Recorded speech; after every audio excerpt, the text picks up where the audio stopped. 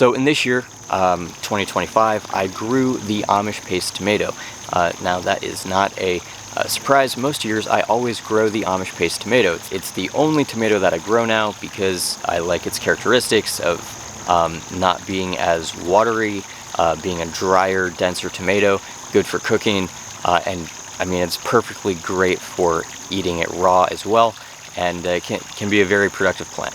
But earlier this summer I had challenges with excessive heat right outside, right? And so when we get too much heat, the tomatoes will not ripen up typically, right? We'll get a bunch of green tomatoes that hang on the vines, and they just hang on there until the weather finally cools down. And so I did a video on this earlier, talking about some potential ideas that we might be able to use to maybe increase some level of fruit production during that time, or to lessen the stress on those tomato plants at least. But I also did a bit of an experiment. Calling it an experiment might be kind of generous, but I did not mention this in that video, right? Because I didn't quite know what would happen, so I wanted to kind of hold off on that until I was able to learn at least some things from it. And so now that I've done that, I want to document that in this video, so that not just me, but many of us can kind of learn something from that.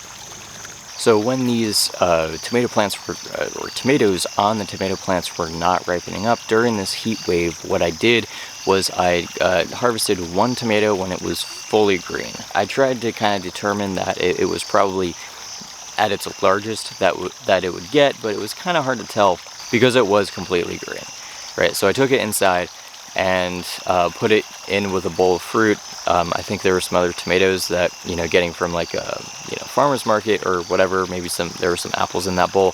Try to, other fruits that would produce that ethylene. And so I put that tomato in there, and it took at least a good few weeks until it started to finally turn color, right? It started to turn an orange color, and it turned color, right? It began to ripen basically on the same schedule that the other tomato fruit that were outside, right, as they were beginning to ripen. As we were coming out of this heat wave, and it was cooling down, and the tomatoes were then beginning to turn red. And this tomato that I had harvested inside, it turned red a little bit differently. It turned more of an orange color with like red striping, and then eventually it turned more of a complete red. And at that point, the skin was a little bit more wrinkly, right? It wasn't like full and tight like the ones were outside. And so I did kind of cut it up, and I tasted it. It tasted alright, tasted like a tomato.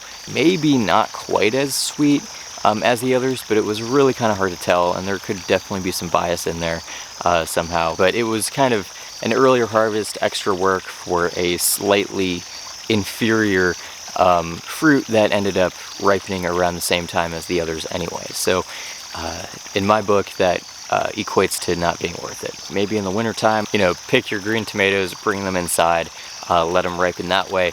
It's not going to be pretty, they're not going to be the best optimum quality, but it's going to be homegrown tomatoes, kind of fresh produce that can kind of sustain you throughout that winter time as they ripen up.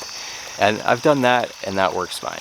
But during the growing season, when it's warm, when the tomatoes are eventually ripening up and growing, there are definitely better options outside than what you can try to ripen inside, it seems to be. Thank you so much for checking out this video on trying to ripen tomatoes inside during a heat wave. At the very least, I learned something, right? And if the tomato plants are in the midst of a heat wave and not ripening up their fruit, you can theoretically harvest the fruit when it's green and bring it inside to ripen up. It's definitely not ideal. It's more of an inferior option, especially if it ends up ripening around the same time anyway, and you get a bit lesser quality fruit. But nonetheless, it is doable, and maybe there are some situations out there where maybe that might be the best course of action. Of course, we kind of do a similar thing, right before or after a frost in the garden. it kills off the tomato plants, and we go in there and harvest all that fruit and bring it inside, whether it's ripe, almost ripe, or green, and just ripen up all those tomatoes. Of course, during that time of the year, there's not really much of any fresh produce or ripe tomatoes outside that are, vine fresh, sun ripened, and whatever. So obviously those are kind of the next best thing. And during that time of the year, they are the next best thing. They're the only thing that's really available, so that's totally fine. But during the summer, during a heat wave, when you have other tomatoes that will eventually ripen up once it cools down, it might be generally probably a good idea to just wait it out, until those tomatoes ripen up. But nonetheless, let me know your thoughts down in the comments, and thank you so much for watching this video. Feel free to subscribe. Please consider joining as a member, and I look forward to seeing you in the next video. Take care.